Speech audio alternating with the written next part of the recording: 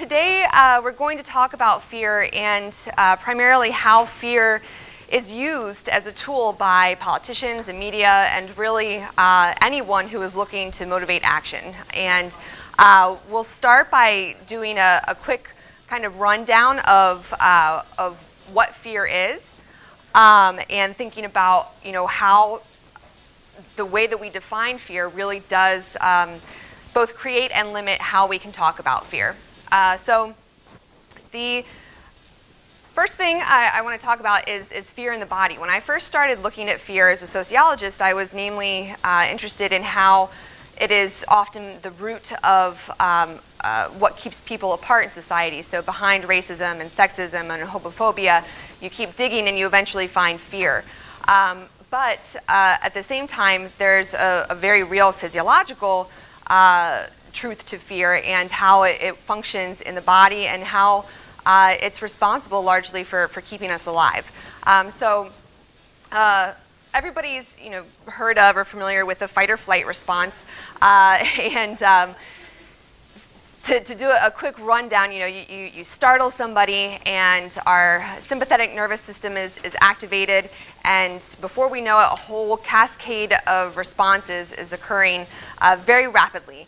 And so the things that people most often report experiencing are the desire to run, to flee, or to fight, or maybe to freeze. Those are the three that people typically think about as fighting, fleeing, or freezing. We'll see that there are many, many reactions and many ways that we can experience and express fear. The next thing people often report is that we scream and our mouth opens. We usually have some kind of audible shriek, and there's lots of theories as to why we're doing that, maybe to help scare off whatever is threatening us or to warn others about what might be coming. Our heart rate increases. That's going to help pump the blood throughout our body, and our metabolism is going to kick into high gear and burn off any available sugars, convert that into energy, get it out to our muscles so that we can feel strong, we can feel fast and capable. We've also got some interesting changes that happen that likely have helped us survive. So our eyes widen, our pupils dilate. People talk about experiencing a kind of tunnel vision, or kind of everything else might become a little bit blurry, or we could hyper focus on one detail. We sweat. Let's see where we went over to. So as we're burning all of this energy, trying to become strong and fast, we're going to need to cool down. So our skin conductance changes. So we're sweating to try and cool off. We're breathing faster to get as much oxygen in as we can, and we might do something like show our teeth or flare our nostrils. We're appearing really kind of aggressive. And all of these are just some of the reactions that people report during fight or flight. And what I want to call attention to is that these bubbles are popping up on both sides. So for both Jack and Joyce, I think was her? Shelley, yeah. So that's because at a physiological level, these states, whether you're the aggressor or you're the one who is in a state of fear, they look very similar.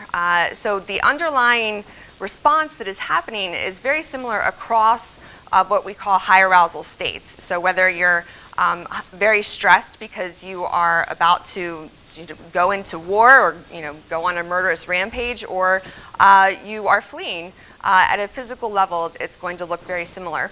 A lot of the chemicals associated with it are similar in these high arousal states too. So neurotransmitters like dopamine and oxytocin and serotonin, which people usually think of only as the feel-good or the chemicals associated with high mood, they're also very active during states of threat. We also have endorphins that are released, and those are usually thought of as the feel-good kind of hormones, but they're also very important in states of fear because if we get hurt, we don't want to waste any time trying to tend to pain. We want to be able to keep going. That's why people will continue playing or fighting even with broken bones. So all of these chemicals are coursing through our body. Our body is really changing in a lot of different ways, and it takes a long time to calm back down too. So, typically if you go into a very high arousal state, it's going to take at least like 4 hours to try and get back to a homeostasis where you're just sort of in a balanced state again. So this is all to show that fear has a real cost to our body. It's very expensive metabolically. But not all fear looks the same. This is one of my favorite photos. It's from Terror Behind the Walls at Eastern State Penitentiary, which is a haunted house. So this is the fun fear. But you can see that there are very different facial expressions that are happening in states of fear and all emotions. And so when we think about fear, it's important to not think of it as this discrete kind of state, or that the lines between fear and stress and anxiety and love and hate and all of these things are not discrete. They're very much constructed. They're built in the moment. So all the sociologists in here studying just social construction in general will be familiar with ideas of how many things in life are constructed. So is fear. So are our emotions. We take a lot of information from the environment, a lot of information coming from our body, and in those moments we create instances of fear or of love or any kind of emotion. So when we think about fear, it's really on this dimension. So this is what a lot of affective scientists use when talking about and thinking about emotions, is that it's really charting valence, so how positive or negative something is, by arousal, so how activated our body is. So if we're feeling highly activated, we've got a lot of those chemicals I was talking about coursing through. The body is feeling energized, like you've just had a bunch of energy drinks. That would be high arousal. When you're going to bed at night, very calm, that would be low arousal. And then valence, how good or bad, how positive or negative something is. And so when we think about emotions like this, it helps to understand then how they're being used in very specific ways. So when you think about this area up here, the upper, your upper left, these are all very motivating kinds of emotional states. Even anger can be thought of as an approach kind of emotion. It's doing something that will likely lead to action. Whereas down on the other end, down here, like sadness, shame, guilt, they're not very motivating. They're more avoidance. They lead you to feel like you want to just crawl into bed and hide. And this becomes very important when we think then about how media, politicians will use different emotional states to drive behavior. Now, this is, valence and arousal are kind of jargony words, so I made my emotional circumplex out of emojis, which students tend to enjoy, and honestly, I love it too. But you can kind of get an idea of all of the different emotional states and how some are going to be more motivating and more active than others. So if you're thinking about then, wanting to just move people to do something, whether it's to vote or to go out and buy a new alarm system, or to buy a pair of sneakers, or to buy anything, or to vote for a specific candidate, you are going to be working in this high arousal kind of area. So say you want somebody to buy a consumer product like sneakers or jewelry or something that's going to make you feel good, then you can think, okay, well, maybe we want to stay up here. What is going to get people to that point? Because when they're up there, they're going to feel motivated to go out and buy and spend. While down here is nice and positive and feels good, it's not very active or motivating. So when marketers are thinking about how to design ad campaigns, or politicians are thinking about how to get votes, they're thinking about these things. And so then are politicians, and they know what does move clicks and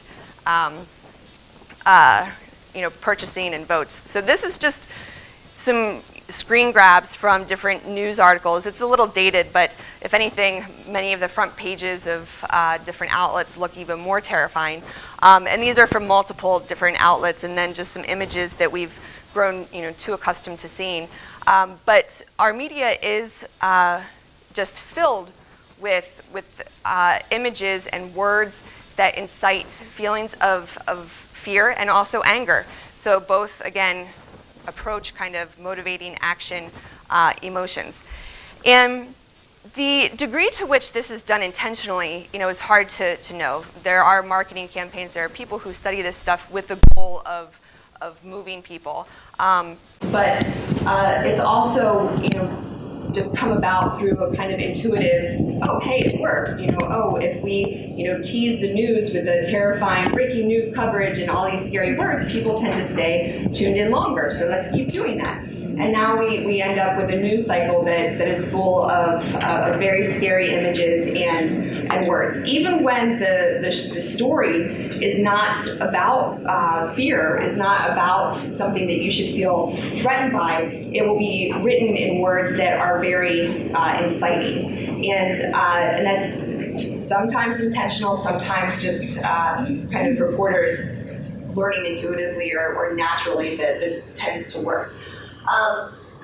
So why then, why does this work? And that's a question that I really wanted to find out, because it does feel, unfair often to feel like your emotions are being used into action. So I wanted to figure out why tend to like this, because that's what it is at the end of the day. We keep going back and we keep going to the news sources and listening, and why, what is keeping us going back?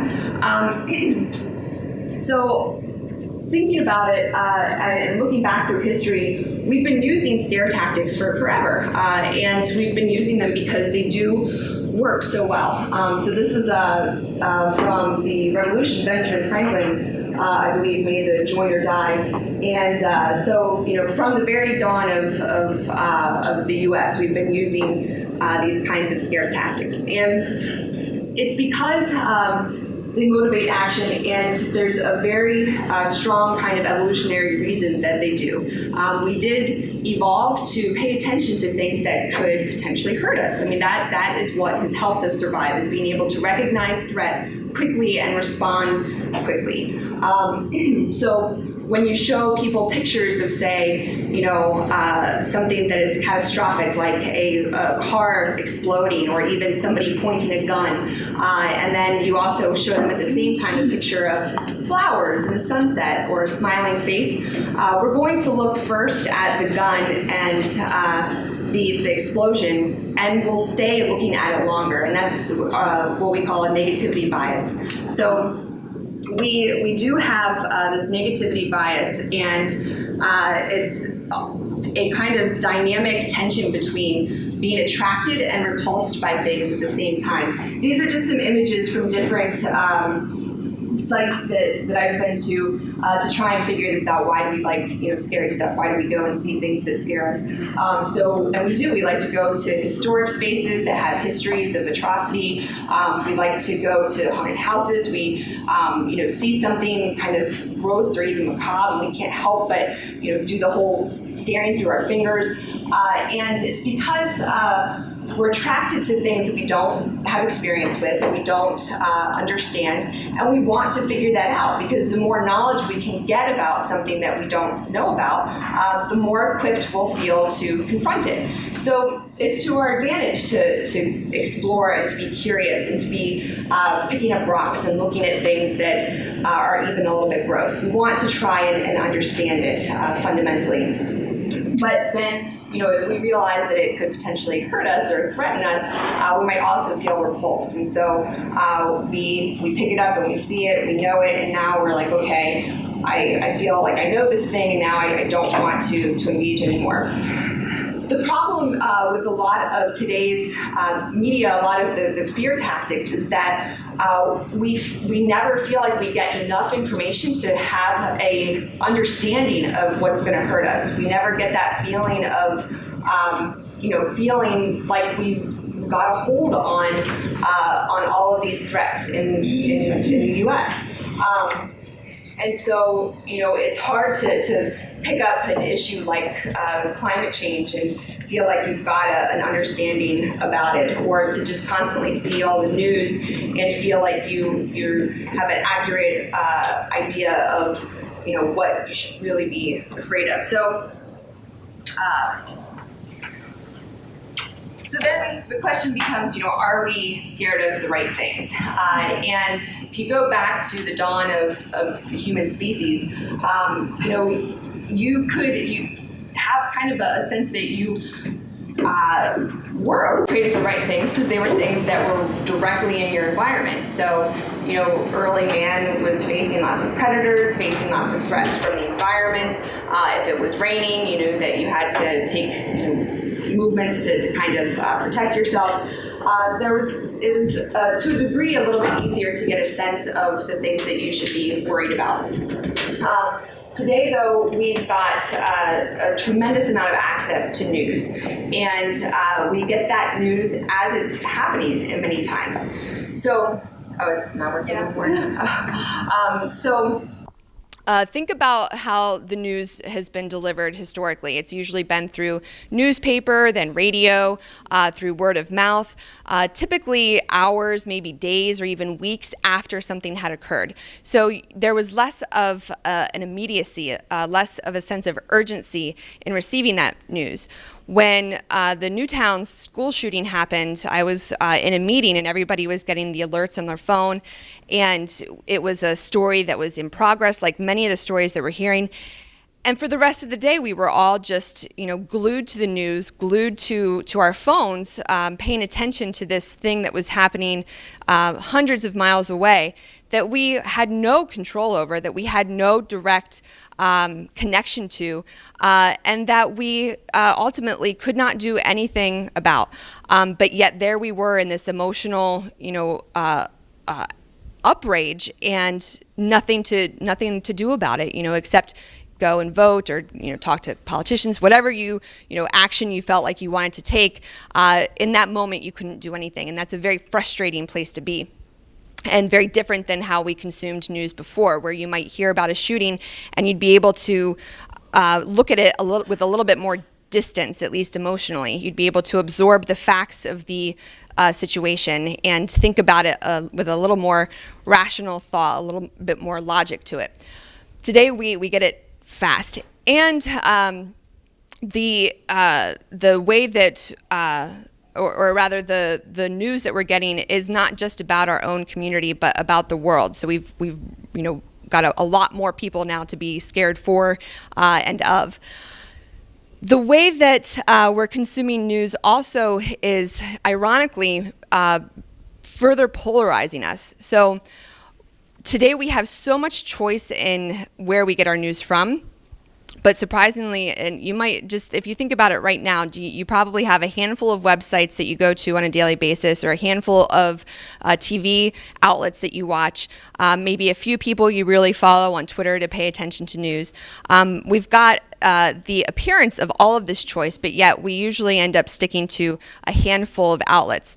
And those outlets are becoming more polarized because we have that choice. Before, if you only had 4 networks, everybody had to get their news from those 4 networks. You were likely to be exposed to different ideas and different viewpoints, whereas today you can go into your comfort zone of people who think like you and have the same background as you, and you never have to be exposed to any kind of viewpoints that raise your heckles or make you uncomfortable. So that's led to a great deal of group polarization. And you can see the charts, looking at polarization over the last 20 years, and it's just like a dividing sea that's happening. And what happens when we then get into these echo chambers, we start thinking that the problems that we think are important, we start believing they really are important because everybody who's just like us is also talking about them. So that creates a confirmation bias. So you say, for example, somebody were to put the idea of oranges in your head first thing in the morning. for the rest of the day, you're going to be primed or sensitized to see oranges or to think about oranges. And when you do, you're going to think, oh, see, I knew it. I knew oranges were a big deal. To use a more realistic example, we can use the age-old shark scares. The number of shark attacks has been pretty consistent, but if the news starts talking about it and you start paying attention to sharks, and then all of a sudden you see a news story talking about sharks, you'll think, oh, sharks must be a huge problem right now. But it's really just a measurement of exposure, and then confirming that within your echo chambers. So we have a wild misperception of risk, of what we should really be afraid of, and it's not the best for us as a society, and certainly as individuals, leading to a lot of undue stress and anxiety that has real health consequences. So this is just a quick kind of, I'm not going to go through all this, but just to give you kind of an idea of what we're really at risk of. It's typically very long-term chronic illness is a big threat to our well-being, but we have to die of something. But the things that we tend to fear the most are very rare and not likely to occur, but because they're so catastrophic and we have a negativity bias, we're going to start to really fear those things and pay a lot of attention to them, and often at the consequence of not paying attention to the right things that are really influencing our life in potentially negative ways. For example, something that is one of my pet peeves is distracted driving. Motor vehicle deaths have gone up 14% in just 2 years, which is the first time for half a century, which is really the amount of time that most Americans have had the ability to own a car. So distracted driving for me is something that I don't think that we're paying enough attention to, but that's just one example of things that I think we probably should be fearing. So what can we do about it? We can really ask ourselves, and you should ask yourself, what is truly limiting your ability to achieve your goals? What is really important to you, and what are the barriers, and what are the politics behind those barriers? With the goal of reclaiming your emotions and keeping your emotional life for where it really matters, what's really going to be important for you. The other part of using our emotions, especially fear and anger, to motivate action, is that when it's done by people who are trying to sell you something, it's usually set up like this. They'll scare you. They'll say, you are at dire risk of this, horrible thing. So in your mind, okay, now you're afraid. Then they usually identify the culprit. So now you've got an enemy in mind. And then they follow it up with, but we've got the solution. So it's not just that they're scaring you or, trying to make you angry at an enemy, but now they also are going to offer the very thing to make you feel better. So it is a very intentional use of scare tactics with the follow-up of, now I'm going to save you and make you feel better. And that ends up with you, potentially even thinking that you need this person who has just scared you unnecessarily and for their own motivations and goals. So one of my big goals is to try and help people reclaim their emotions, really bring an awareness to what they're experiencing and how they might be acting, not based on their best interest or even what their goals are, but because they have been, their emotions have been used to sway them. It's hard to think rationally and logically when we're scared or when we're in any of those high arousal states. And that's because we're prioritizing our body. So when you look at fMRI studies at what's happening in the brain during these times, our brain is not as simple as thinking brain and lizard brain, but what is happening is that our brain is focusing on energy resources, so making sure our body is fully fueled, and we're not paying attention to abstract thoughts. We're not thinking logically. It's difficult to bring that awareness and attention back to rational thought when the focus is on the body and on trying to survive. So with reclaiming your emotions, it really is about breathing, bringing your body back to more of a balanced state where you can think about what you really want to do and what is going to, be better for you and your community and family in the long run. This is one of my favorite quotes from Ralph Waldo Emerson. It says, let me never fall into the vulgar mistake of dreaming that I am persecuted whenever I am contradicted.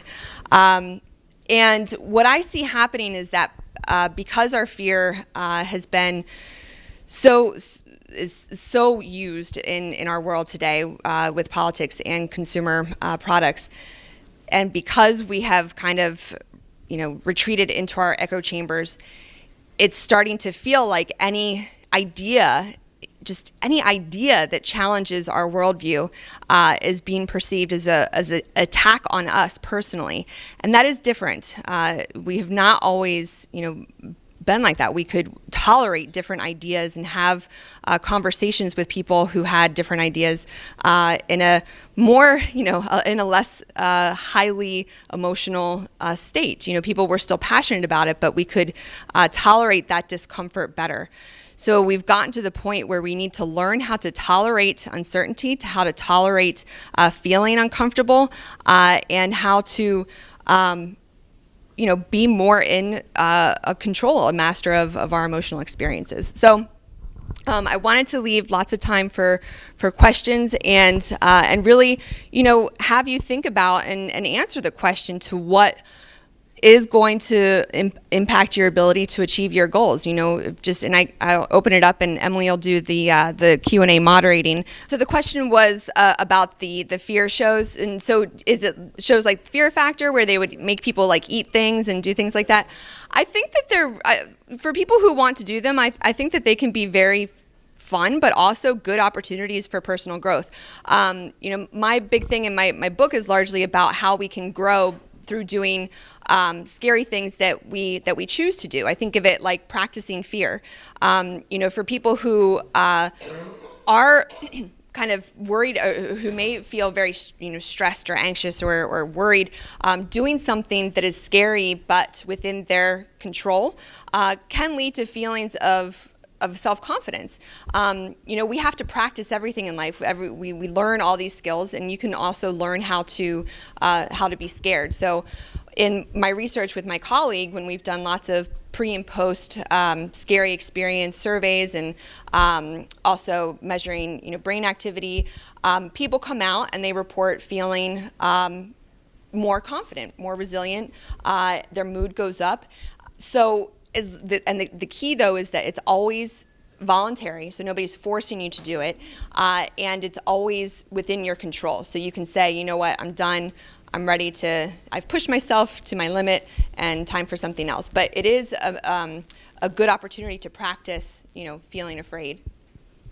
I'm not, but in my classes when I teach, I do focus on having constructive conversations and encourage the students to get used to hearing different viewpoints and then thinking and reflecting on how it's making them feel, and to keep following it back and be like, why does it make you feel this way, and then just having them follow that down to what really is the issue. And it's usually, either just a lack of familiarity with something, just not having all of the knowledge about something.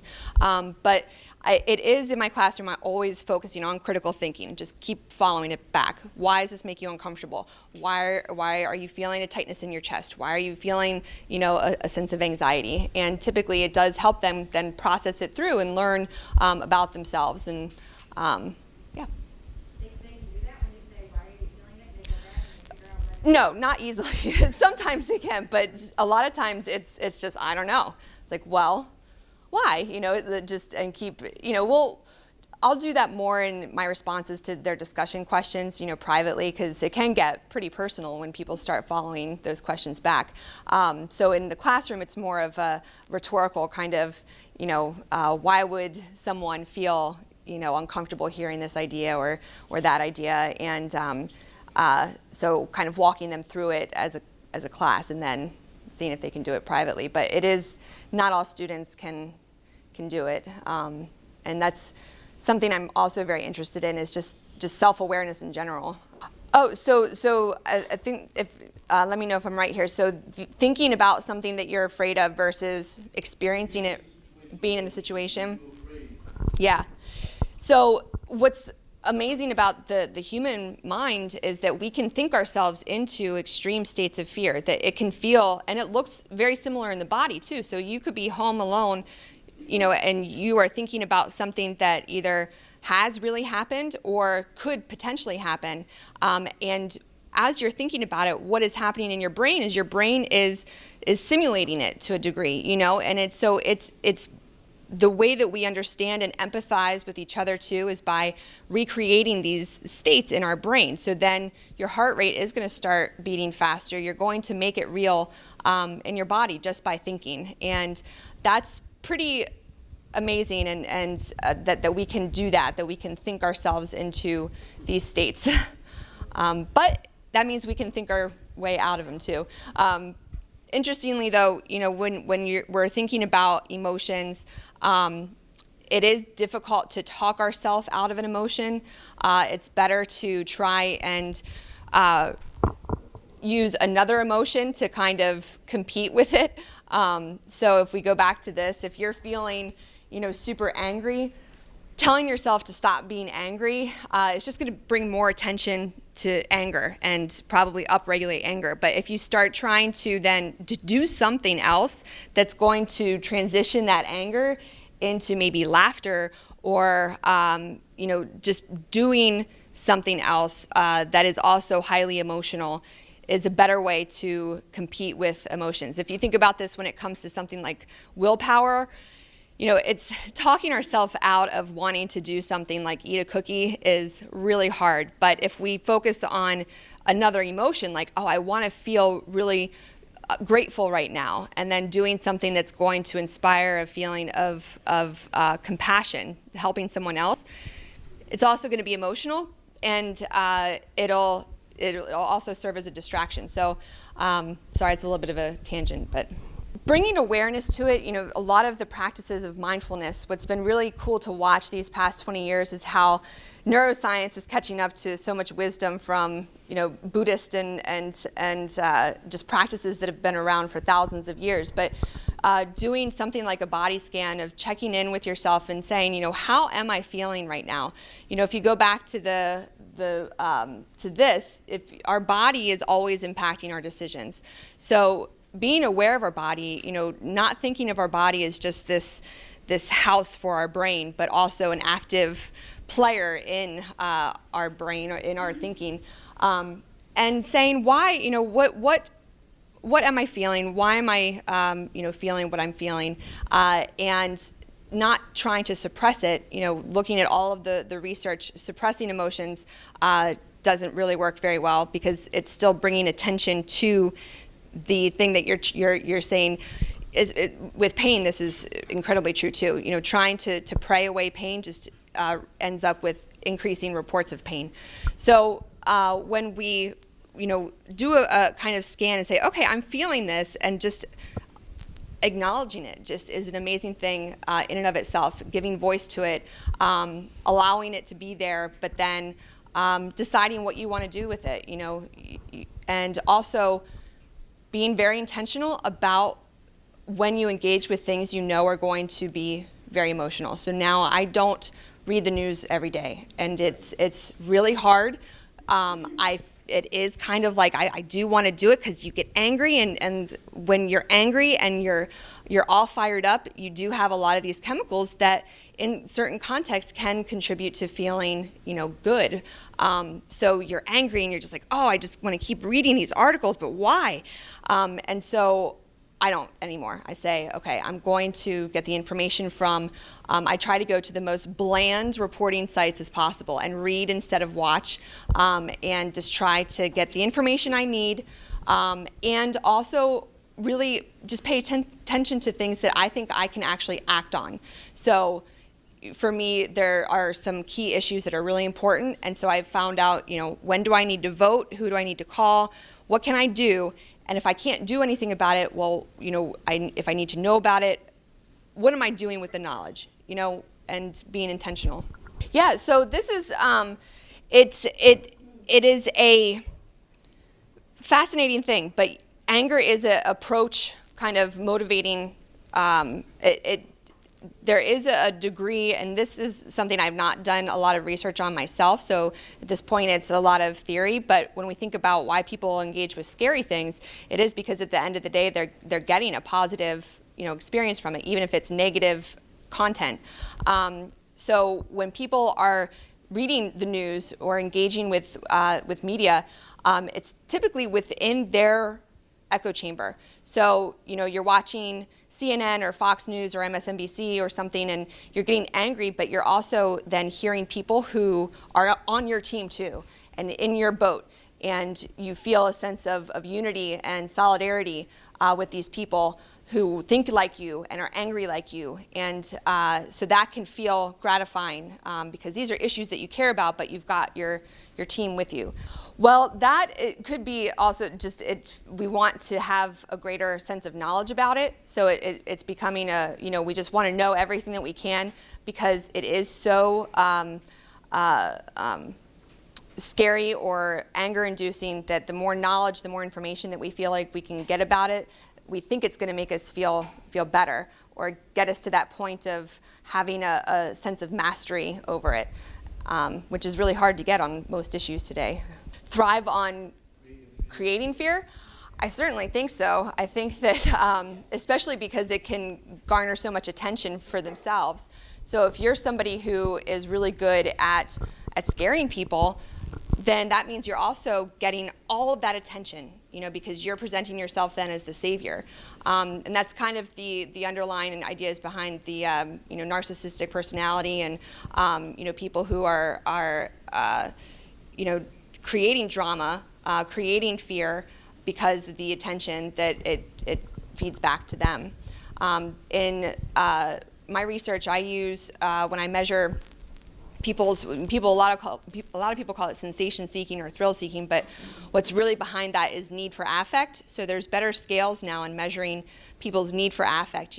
How much do people just enjoy feeling in general? So some people might call people like that drama queens, or people who are really like always seem to be in an argument or fighting, and it's not if you think about it in thrill seeking, you're like, oh wait, that doesn't make sense. But when you switch it and see, oh, this person really likes feeling, and so it's just a high need for affect and emotional kind of intensity, and that varies. That varies by personality type.